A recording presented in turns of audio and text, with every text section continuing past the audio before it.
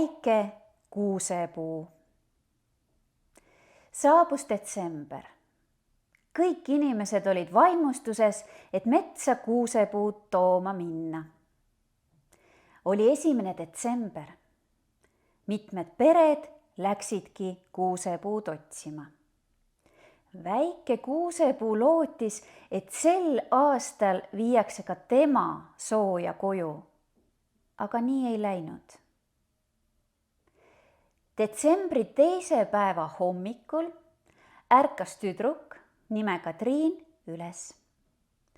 Vanemad tegid ettepaneku minna metsa puud valima.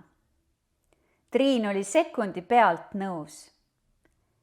Väike kuusepuu kuulis hääli ja taas lootis, et täna on tema kord. Talle lähenedes tundis väike kuusepuu suurt elevust. Järsku kiljatas Triin. Ema, isa, tulge siia, ma leidsin meie kuusepuu. Vanemad olid kahtlevad ja pakkusid, et võtaks ikka mõne suurema. Triin oli aga otsuse teinud ja teatas, ei, just see väike kuusepuu tuleb meiega koju.